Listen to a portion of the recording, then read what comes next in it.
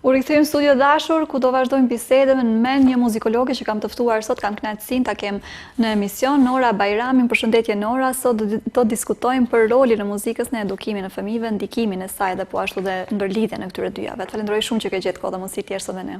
Përshëndetje Artemisa, faleminderit për ftesën. Ti vetë je muzikologe, po ashtu jep tash një kohë po ashtu mësim edhe tek shkolla ulët, po edhe ajo e mesme e shkollës së muzikës dhe baletit tu në Shkup. Flasim pak se si e shën ndikimin e muzikës në edukimin e fëmijëve apo dhe ndërlidhjen që kanë fëmijët e sotëm me të. Po, Artemisa, vetë fakti që muzika realisht është një dimenzion shumë i jashtëzakonshëm edhe lidhet me shumë dimensione tjera të zhvillimit të edukimit të fëmijëve, mendoj që është një pikë shumë e rëndësishme për formimin e tyre të në tërësi si personalitete, po edhe si karaktera, për arsye se ndikon në shumë aspekte të zhvillimit të tyre, duke filluar nga i kognitiv, nga pjesa emocionale, sociale, po edhe pjesa motorike e zhvillimit të fëmijëve. Këtu lidhen shumë aspekte me muzikën ose me mësimin e një instrumenti, për shkak se ka të bëjë edhe me disiplinën, ka të bëjë edhe me zhvillimin ose perceptimin edhe kanalizimin e ndjenjave të tyre emocionale. Për sa i përket pjesës sociale, për shkak se apo muzika është një pjesë kolektive apo një interpretim kolektiv në këtë rast, të paktën për shkolla fillore apo ku mund të bëjnë muzikë në kore, në orkestra të ndryshme, fëmijët munden të shoqërohen e mësojnë aftësinë e shoqërimit edhe mënyrën se si të sillen me njerëzit. Është kjo pjesa tjetër e mësimit direkt të një instrumenti apo në mënyrë individuale, e cila ju ndihmon me vetbesimin më shumë edhe me paraqitjen skenike të tyre. Sigurisht, ndoshta pak mund të jetë edhe çuditshme fakti që e them që ndikon edhe në pjesën e zhvillimit matematikor të aftësive për shkak të gjithë komplikimeve ritmike që i kemi aty brenda, kështu që po është një pjesë shumë dimensionale që ndihmon mjaftueshëm, mos të them ekstrem shumë, në zhvillimin edhe në formimin e tyre. Fëmijët, sidomos ata të shkollës fillore, e përjetojnë vetëm si lëndë mësimore i marrin apo e sheh ndoshta edhe një përjetim ndryshe tek ta, qoftë edhe emocional? Varësisht prej fëmijës. Kemi edhe fëmijë të cilët vinë thjesht për ta pasur një aktivitet shtesë, vim edhe fëmijë të cilët e kanë një talent të lindur që e sheh prej në momentit që hyn në klasë, prej në momentit që ulet në instrument, vërrehet ajo pjesa e talentit të lindur, edhe pse kjo ka shumë mendime për këtë pjesën e talentit. Do të thënë ka aspekte që thuhet edhe ka studiues që thonë që talenti është vetëm 10%, 90% është pjesa e punës. Mandej edhe po, unë mendoj që plotësisht është e vërtet kjo pjesë, për shkak se nëse nuk ka disiplinë të punës, e cila mandej ndihmon për ta zhvilluar të gjithë këtë, talenti vetëm si një talent i tillë nuk zhvillohet edhe nuk lulizon në diçka për më shumë. Fëmijët është një pjesë shumë delikate puna me ta, për shkak se duhet të përshtatet në sipas energjisë se çuçi kanë ata, momentale ndoshta e ditës. Ka fëmijë që në momente janë shumë ndoshta entuziast për ta mësuar, dhe ka fëmijë të cilët në momente ose ndonjë ditë thjesht nuk e kanë interesin dhe nuk e kanë koncentrimin për të mësuar se për të pranuar informacione të reja.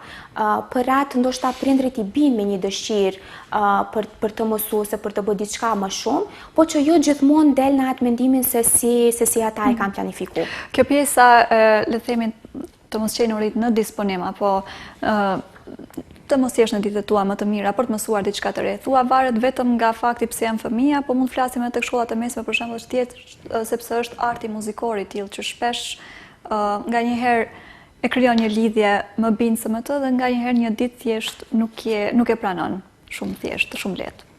Jo, nuk më varet vetëm pse janë fëmijë, nuk më varet prej moshës së tyre, është një pjesë emocionale shumë edhe është një pjesë e cila lidhet me të gjitha përjetimet që kalohen përgjatë ditës. Pjesërisht edhe me vetë materialin i cili punohet. Ndonjëherë thjesht ndonjë material muzikor ose ndonjë pjesë, ndonjë vepër thjesht nuk funksionon, thjesht nuk munden ta zgjidhin, sado që gjenë metoda për ta punu, teknikisht munden ta interpretojnë. E arrin mënyrën që teknikisht ata ta interpretojnë si duhet, po do mungoje pjesa emocionale. Nëse thjesht nuk e ndjejnë pjesën emocionale, do mungoja.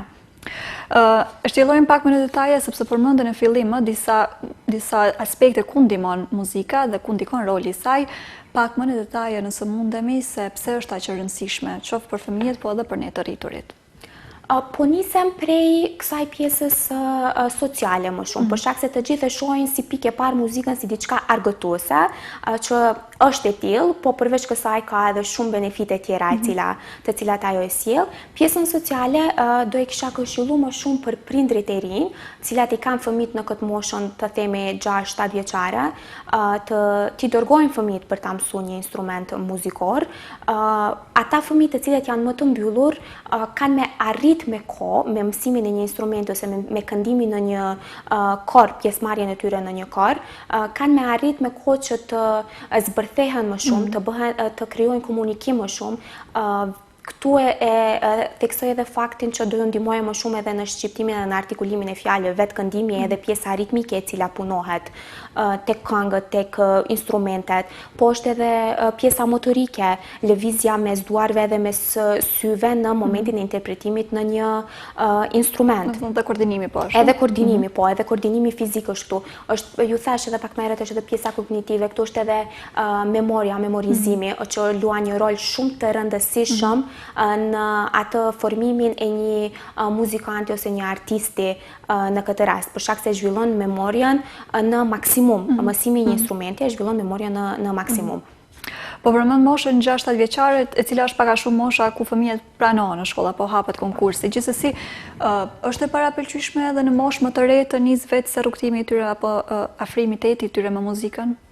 Po, mundet, thjesht duhet jetë një qasje pak më ndryshe, për shkak se fëmijët në moshën më të re, të themi 3-4 vjeçare, nuk e kanë aftësinë për të mund me lexuar nota. Ne kemi problemet me fëmijët të moshës 6-7 vjeçare, për shkak se ata paralelisht edhe në shkollë mësojnë shkronjat, mësojnë shkrim leximin, edhe me këta me të veçli duhet një metodë ndryshe, ndoshta përmes lojës më shumë, për të mund për t'i afru në botën e muzikës, ndoshta jo konkretisht me mësimin e instrumentit, rrallë janë ato raste që fëmijët në moshën 3-4 vjeçare fillojnë me lujt në instrument edhe vetë se fillojnë atë ta bëjnë si duhet.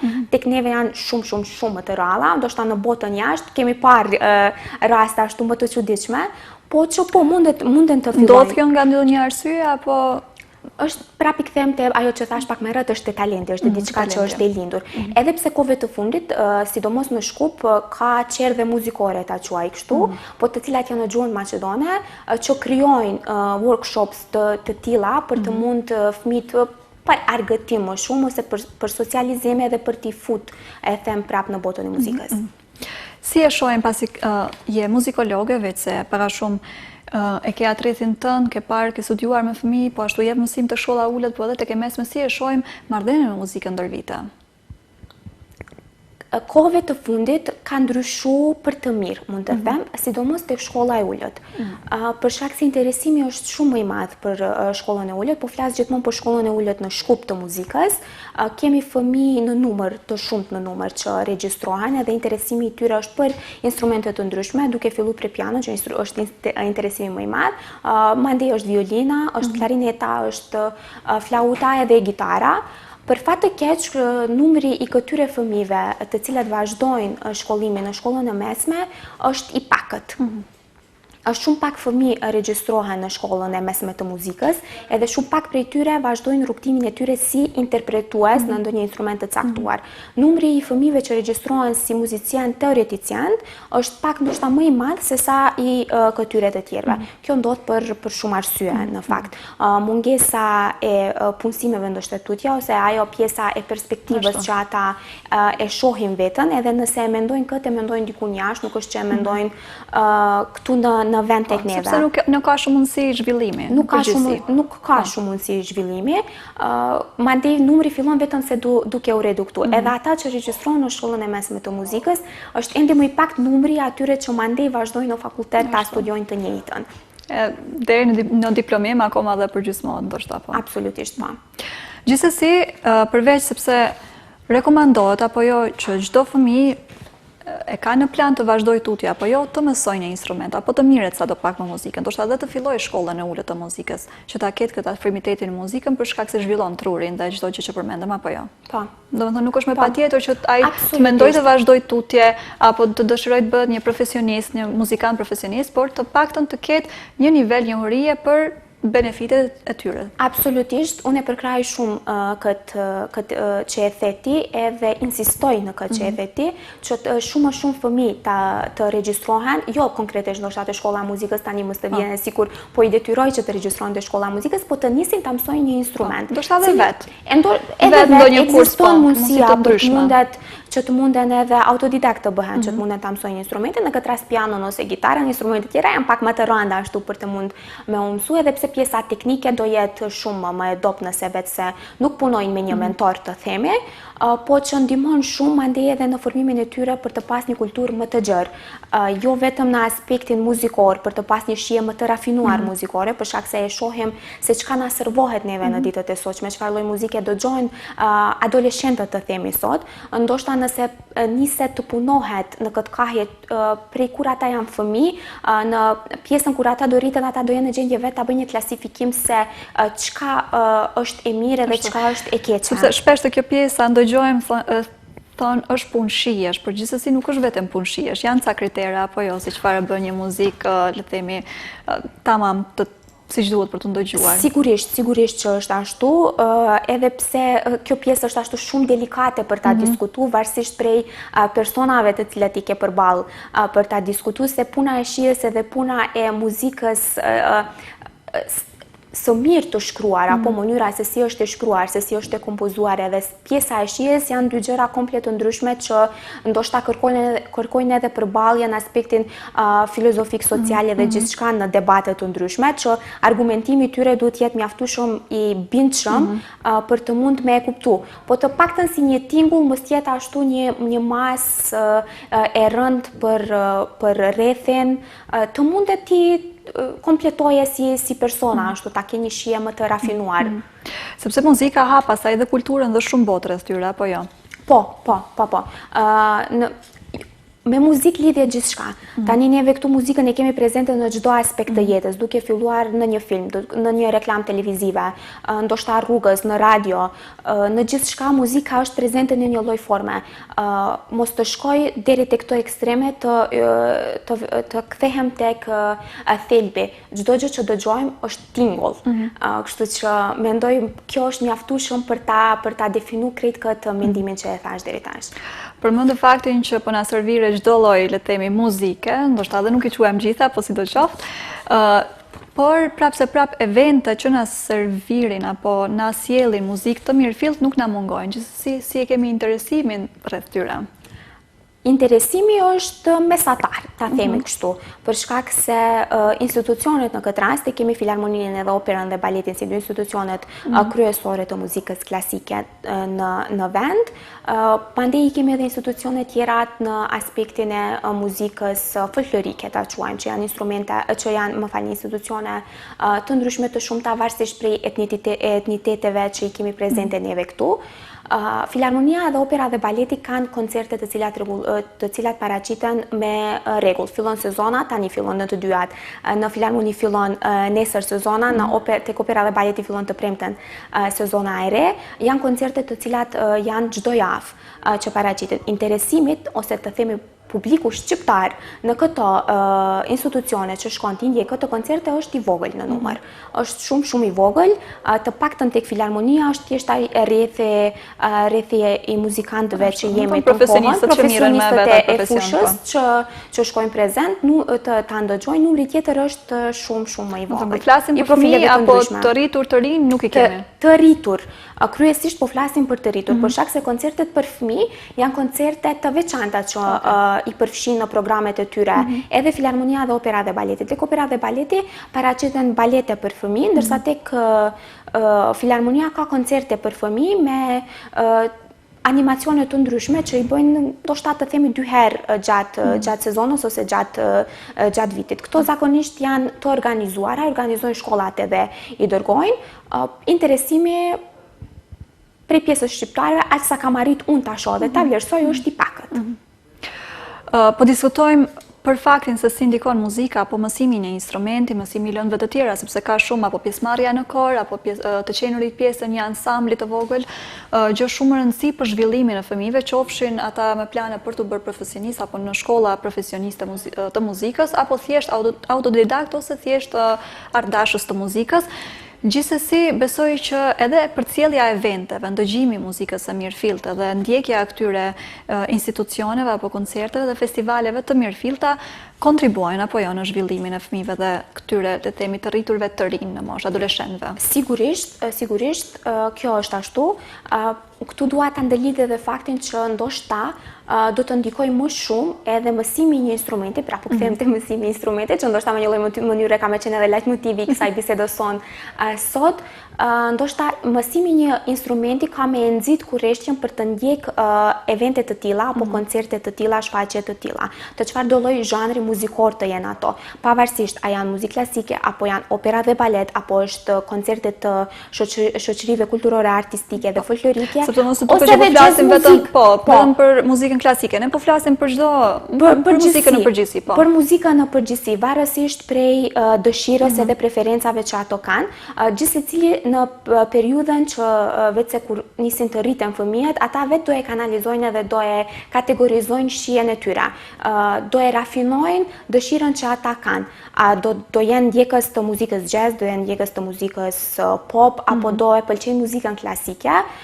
Kjo e gjitha ndikon prej formimit të tyre tërësor, edhe prej muzikës që ata dëgjojnë në shtëpi, edhe prej muzikës, llojit të muzikës edhe mënyrës se si ata mësojnë muzikën në shkolla fillore të përgjithshme, po edhe prej mësimit të një instrumenti, që mësimi i një instrumenti, pra po kthehem këtu, i formon këta persona që neve tutje të kemi publik në këtë koncerte që vetëse mua po mbahen. Kurse si na ndikon përcjellja e këtyre eventeve tek ne apo tek fëmijët? Flasim, cila do ishin benefitet apo qofshin ato në mënyrë nga aspekti social apo nga zhvillimi i ndonjë natyre tjetër apo emocional, qofshin, le të themi, fëmijë që shkojnë në shkolla të muzikës apo dhe fëmijë thjesht që duan të ndjekin këto evente?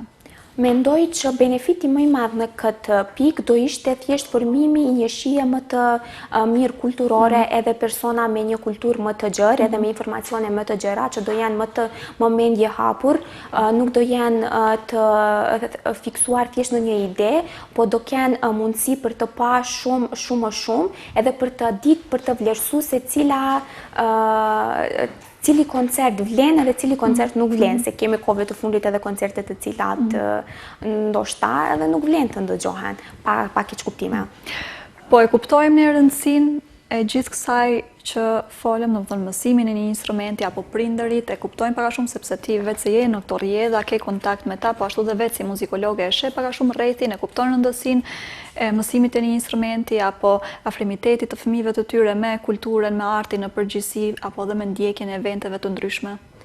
Dua shumë të besoj që prindrit e shohin këtë pjesë, edhe dua të shpresoj më shumë në këtë pjesë, për shkak se mua më ka rrë të punoj, e the edhe ti, me fëmijë këto 2 vitet e fundit, me fëmijë të moshës së vegjël apo të shkollës së ulët konkretisht, e shoh nga afër që prindërit janë të interesuar për zhvillimin e fëmijëve të tyre, edhe janë të interesuar për më të mirën për ta. Janë të interesuar që ata të jenë më të hapur në mundësitë për të zgjedhë se çka ata do jenë kur të rriten, edhe kjo më bën të mendoj që ka shpresë, edhe që mundet të funksionojë. Cili do thoje duhet të ishte hapi i radhës që mund ta marrim në këtë drejtim?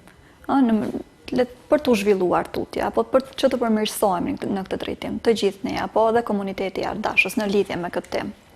Do kisha fillu prej pjesës që të kemi neve si muzikant të ofrojmë shumë mundësi për fëmijët e vegjël që të mund të vinë ta dëgjojnë një koncert. Mos të jenë koncerte thjesht të dedikuara për të rritur, për shkak se fëmijët e vegjël nuk e kanë koncentrimin për me mujt me ndëgju një simfoni 40-45 minuta ose një koncert solistik. Këtu dua ta theksoj edhe momentin që ishte një iniciativë para 2 viteve të themi nga disa kolegë që e bënë një ta quaj dramë muzikore për të adaptuar adaptuar për fëmijë të moshës shkollës fillore, që quaj Muzika për tej notave, në mos gaboj, e shkruar nga muzikologu Jesir Hoxha dhe e interpretuar nga disa interpretues tonë të instrumentistë, Ismet Vejseli, Enis Ali, Kolos Curi dhe Shina Si Ramadan në këtë rast, e cila kishte interesim mjaftueshëm edhe unë nga afër e pash se fëmijët ishin shumë ashtu entuziast edhe ishte shumë argëtuese për ta. Mendoj që një diçka e tillë do ju ndihmonte shumë fëmijëve dhe do tërhiqte shumë që ata të interesoheshin për të mësuar një instrument ose thjesht për të ndëgjuar ose për të shkuar në një koncert tjetër. Mendoj që nëse neve nisemi nga vetja dhe punojmë më shumë në këtë pjesë, do të ketë hapësirë dhe do të ketë interesim. Sepse siç po flisnim ne edhe pas kamerave, dhe kur ti jep mësim, duhet të bësh orën më atraktive se s'bën për fëmijët. Po, sidomos me fëmijët e vegjël, po. Duhet të jetë ashtu me ngjyra, duhet të jetë e lloj-llojshme ora, sidomos në këtë pjesën e mësimit individual të instrumentit, duhet të përshtatet konkretisht për gjithë secilin fëmijë, sipas karakterit që ai fëmijë ka, nuk janë të gjithë njësoj dhe nuk mund të jenë të gjithë njësoj, nuk duhet të jenë të gjithë njësoj, ndërsa për sa i përket mësimit grupor, aty duhet të gjendet një gjuhë e përbashkët, në të cilën gjithsecili prej tyre do jetë mjaftueshëm komod, sepse bëhet fjalë për nëse më lejon ta sqaroj, mësimi i solfegjos si mësim grupor që është lëndë profesionale për shkollën e ulët, zhvillohet me fëmijë të grup moshave të ndryshme, do të thënë nuk janë të gjithë në një moshë të njëjtë. Ka fëmijë të moshave të ndryshme dhe jo gjithmonë është lehtë për të mund me i akordu, ta përdori termin ajo harmonia të harmonin, po më saktësisht, faleminderit, për të arritë që të nxjerrim një rezultat të kënaqshëm. Unë falenderoj shumë Nora që gjete kohë dhe mundësi t'jesh sot me ne, vërtet uroj që ritakohemi sërish për të tjera tema më shumë në rëndësi si që ishte kjo dhe faleminderit dhe njëherë. Faleminderit për ftesën, Artemisa. Tash të dashur, erdhi koha t'ju përshëndes edhe për sot, duke ju uruar një pasdite sa më të këndshme, ne rishihemi sërish të premte në të njëjtën orë. Mirëmbëjtje.